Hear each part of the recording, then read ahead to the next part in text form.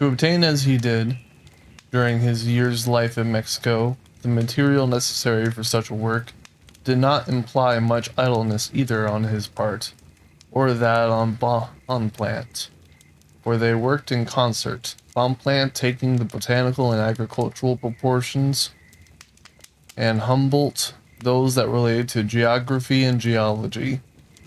He also drew up a minute map of the whole country, or rather a series of maps in most cases from his own surveys and measurements. He determined the position of the capital and of most of the principal cities and towns, height above the sea at different tablelands, mountains, and volcanoes, the configuration of lakes and the windings of rivers, and above all, the exact situation of the hundreds of mines with which the nature has blessed or cursed that rich but unfortunate country. Humboldt was led to this understanding by the director of the Royal School of Mining, who had long been collecting facts regarding the position of the Mexican mines and the districts into which they were divided. He was desirous of having a detailed map on which the most noted mines should be marked and constructed for the use of the Tribunal of Mines. Such a labor was necessary, he thought, both for the administration of the country and for those who wished to know its resources. The city of Guaxato, for instance, was not on most of the maps published in Europe, although it contained 70,000 inhabitants and some of the richest mines in Mexico. Neither were Bolanos, Sombrete, Bataplias, and Zimbamapan mentioned. The position of the Real de Catorce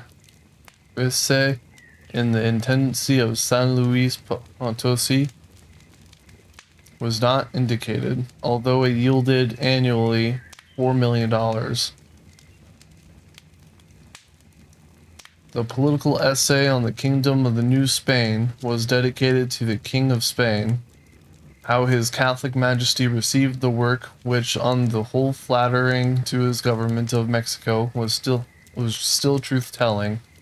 When it came to speak of its defects, we are not told. It was eagerly read in France and immediately translated into English, the English version appearing simultaneously in London and New York. The English and the American public were anxious to see what Humboldt had to say concerning Mexico. Familiar with its reputation as a traveler and a naturalist, they were curious to see him in the character of a political economist. That he satisfied their expectations, the reviews of the day testify.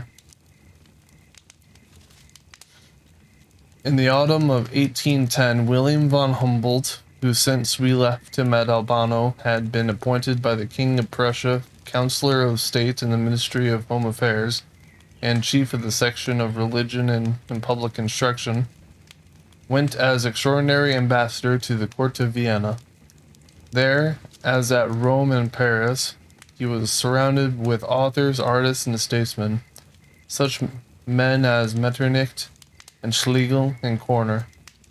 The youthful Theodore Korner, who was soon to lay down his lyre to take up his sword. But a greater celebrity soon appeared. It was his brother Alexander, who had left Paris after the publication of the first portions of his American travels to take leave of his family before he started on another great journey. The minister Roman Zhao had proposed to him to accompany a Russian mission across Kashgar to Tibet, and delighted with the idea, he had at once accepted. He could now visit the mountains of India and compare them with the Cordilleras of America. But it was not to be, for France and Russia were at war. The ill wind that had so often crossed his path when a scheme of travel was on foot blew him back to Paris. Disappointed but not disheartened, he resumed his labors. They were not much lightened by the books he had published. For his great books, the personal narrative of his travels was still to be written. In addition to the labor which this implied, he assumed another task, the learning of Persian, considering his projected journey to Asia as merely postponed and not abandoned. He set about fitting himself for it. It was in his intention to proceed to India by way of Tehran or Herat at his own expense. He returned to Paris on the breaking out of the war in 1812, and for 2 years the public knew nothing of him. He forsook the salons and was seldom seen in the chambers of his scientific associates. Even his old friend Bonpland, to whom Napoleon had granted a pension, and whom Josephine, whose heart he had won by a collection of flower seeds from the West Indies, had made intendant of Malmaison, saw little of him. He was busy with his travels, finishing from memory and imagination his wonderful pictures of the tropics. How he must have enjoyed reading his journals, written on the spur of the moment before. This page on the deck of Pizarro with the sea around him, that on the crater of Tenerife with the heavens above him, and that in cataracts. Dear, dangerous cataracts, which an earthquake had just trampled in ruins. It was as good as a second journey to the tropics. It was 8 years since his return to Europe, and during all that time he had brooded over his task. He had written much, as the reader had seen, great scientific works on botany, zoology, and astronomy, and a profound political essay on the resources of a kingdom, but with the exception of a slight few sketches in his picturesque Atlantis, nothing that showed his marvelous power of description, or could be considered as an approach to a narrative of his travels. He was making up for his lost time now. If an epoch so fruitful in books can be called lost time, delighting his heart in wearying his fingers with his task, he wrote and wrote and wrote, turning the quires and reams of black paper with which our fancies have furnished him into pages of the neatest manuscript that have ever come from an author's study. His fingers, indeed, might ache, but he had never tired with labor of love. Neither was he discouraged at the good-natured banter of Arago, who told him that he did not know how to write. You write without end, mon cher ami. But that is not a book. It is a picture without a frame. The first volume of his travels appeared in 1814. It was entitled A Voyage to the Equicental Regions of the New Continent. We shall not criticize this remarkable book, of which the reader has by this time formed an opinion, but let Humboldt speak for himself by collating a few paragraphs from his introduction. It is one of his most masterly productions, fresh, clear, and philosophical, and a charming vein of autobiography. Quote, many years have elapsed since I quitted Europe to explore the interior of the new continent. Devoted from my earliest youth to the study of nature, feeling with enthusiasm the wild beauties of a country guarded by mountains and shaded by ancient forests, I experienced in my travels enjoyments which have amply compensated for the privations inseparable from a laborious and often agitated life. These enjoyments, which I endeavored to impart to my readers in my remarks upon the steppes, and in the essay on the physiognomy of plants, were not the only fruits I reaped from the undertaking formed with the design of contributing to the progress of natural philosophy. I had long prepared myself for the observations which were the principal object of my journey to the torrid zone. I was provided with instruments of easy and convenient use, constructed by the ablest makers, and I enjoyed the specialist protection of a government which, far from presenting obstacles to my investigations, constantly honored me with every mark of regard and confidence. I was aided by a courageous and enlightened friend, and it was singularly propitious to the success of our precipitated labor that the zeal and equanimity of the friend never failed, amidst the fatigues and dangers to which we were sometimes exposed. Under these favorable circumstances, traversing regions which for ages have remained almost unknown to most of the nations of Europe, I might add even to Spain, M. Bonpland and myself collected a considerable number of materials, the publication of which may throw some light on the history of nations and the advance of the study of nature. I had in view a twofold purpose in the travels of which I now publish the historical narrative.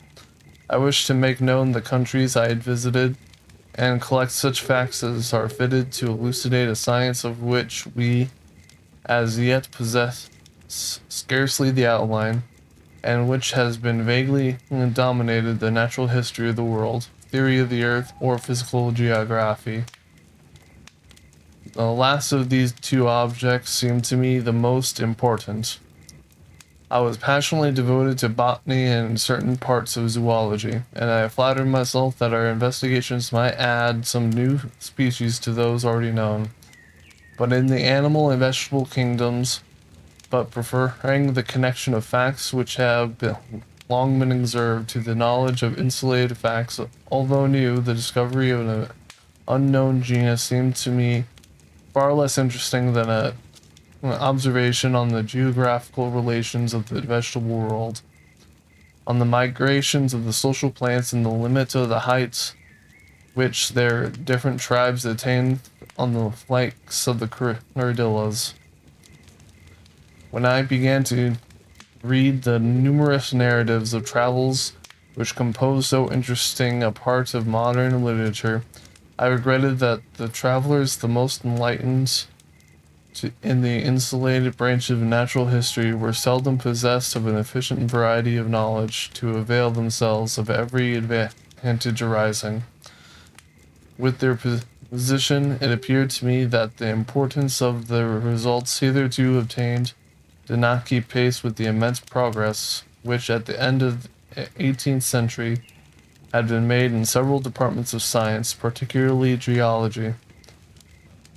The history of the modifications of the atmosphere and the physiology of the animals and plants, I saw with regret, and all scientific men have shared this feeling, that whilst the number of accurate instruments was daily increasing, we still yet ignorant of the heights of many mountains and elevated plains, of the periodical oscillations of the aerial ocean, of the limit of perpetual snow within the polar circle and on the borders of the torrid zone, of the variable intensity of the magnetic forces, and of many other phenomena equally important. Maritime expeditions and circumnavigatory voyages and conferred just celebrity on the names of the naturalists and astronomers who had been appointed by various governments to share the dangers of those undertakings.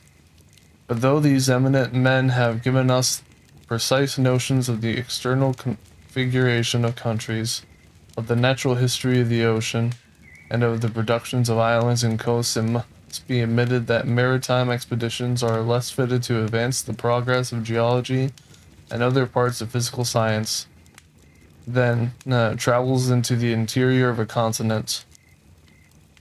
The advancements of the natural history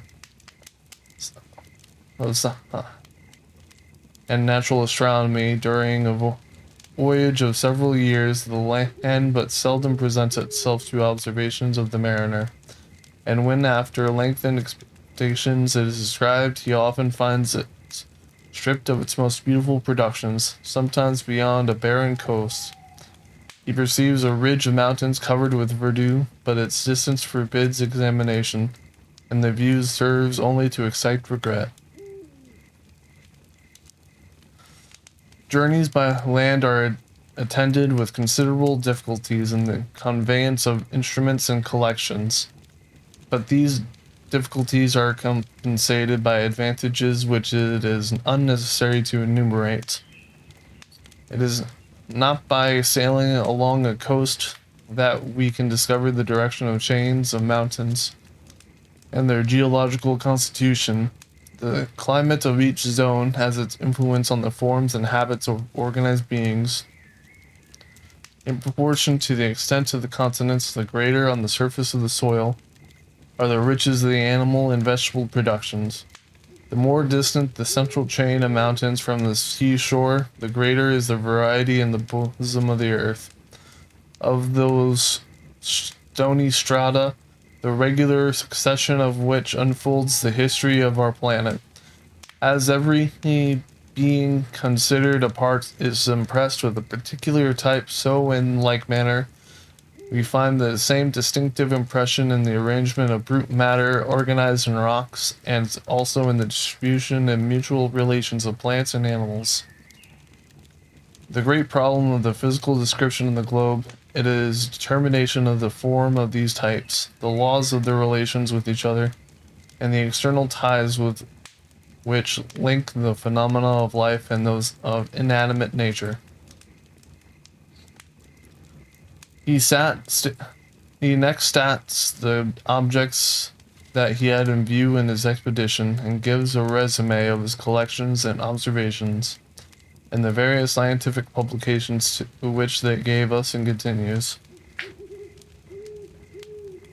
After having distributed into separate works all that belongs to astronomy, botany, zoology, to the political description of New Spain and the history of the ancient civilization of certain natures of the new continent, there still remained many general results in local descriptions, which I might have collected into separate treatises. I had, during my journey, prepared papers on the races of men in the South America, on the missions of Orinoco, on the obstacles to the progress of society in the torrid zone arising from the climate and the strength of vegetation, on the character of the landscape in the Cordillera of the Andes compared to that of the Alps of Switzerland, on the analogies between the rocks of the two hemispheres, on the physical constitution of the air in the equicental regions, and I had left Europe with the firm intention of not writing what is usually called the historical narrative of a journey, but to publish the fruit of my inquiries in works merely descriptive, and I had arranged the facts not in the order in which they were successfully presented, but according to the relation that bore to each other amidst the overwhelming majesty of nature, and the stupendous objects she presents at every step. The traveler is a little disposed to record in his journal matters which relate only to himself and the ordinary details of life.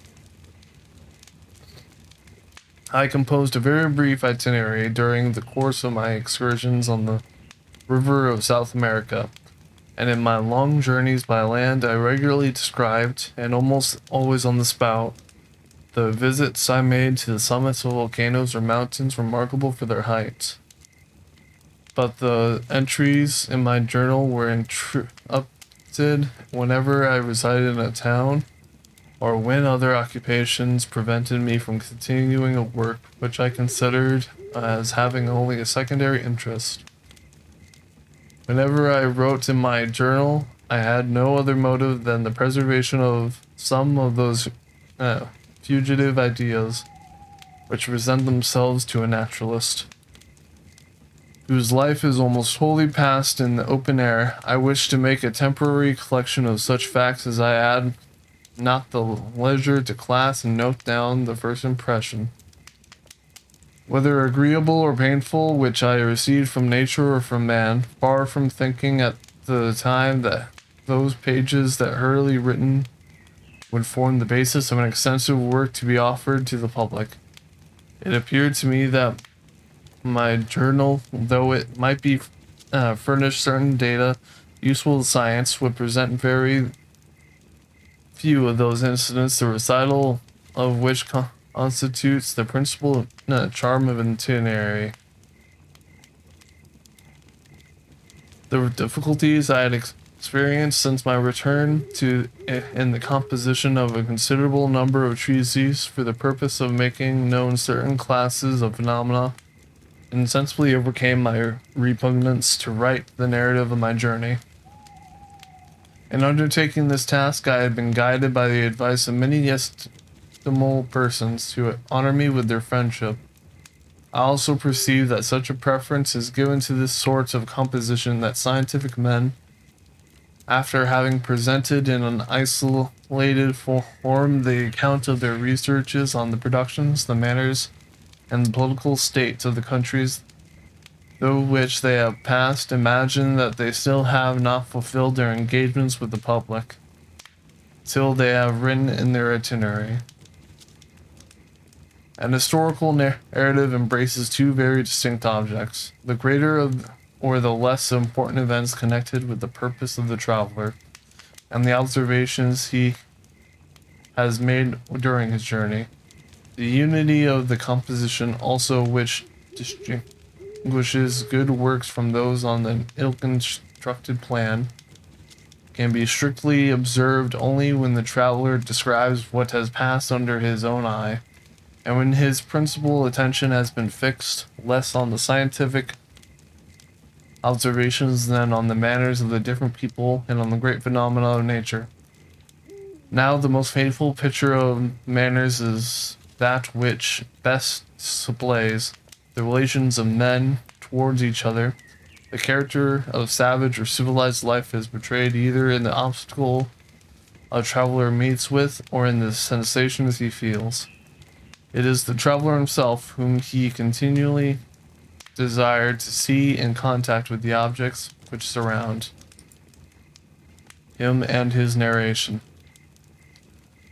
interest us the more when a local tint is diffused over the description of a country and its inhabitants. Such is the source of the interest excited by the history of these early navigators, who, impelled by intrepidity rather than by science, struggled against the elements in their search for the discovery of a new world. Such is the irresistible charm attached to the fate of the embarrassed, enterprising traveler Mungo Park, who, full of enthusiasm and energy, penetrated alone into the center of Africa to discover amidst barbarous nations the traces of ancient civilization.